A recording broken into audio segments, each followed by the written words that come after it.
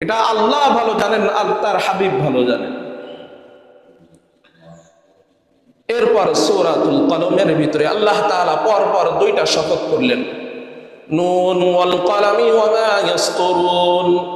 সূরাতুল কলমের ভিতরে পরপর দুইটা শপথ, কসম আল্লাহ তাআলা খাইলেন। কুরআনুল কারীমের বিভিন্ন সূরার শুরুতে বিভিন্ন কসম আছে, যেমন ওয়াত-তিন ওয়াজ-জাইতুন, তিন ফলের আল্লাহ তাআলা কসম খাইলেন, জাইতুন ফলের আল্লাহ তাআলা কসম খাইলেন। ওয়াল আসর, সময়ের কসম আল্লাহ তাআলা খাইলেন।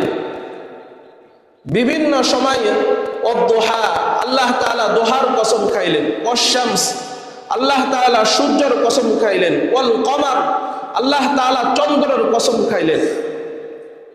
বিভিন্ন জায়গায় কুরআনুল কারীমে আল্লাহ তাআলা কসম খাইছেন।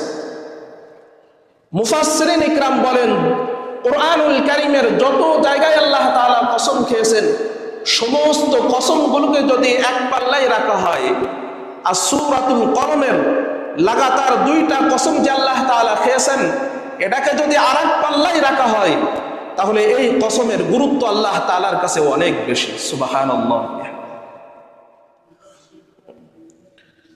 তাহলে এই কসম, আসলে আল্লাহ তাআলা কসম কেন খান?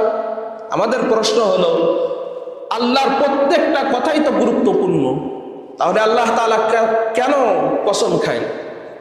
এর উত্তর হলো, আল্লাহ তাআলা প্রত্যেকটা কথাই গুরুত্বপূর্ণ, এরপরেও কসম খাওয়ার কারণ আমাদের দৃষ্টি আকর্ষণের জন্য।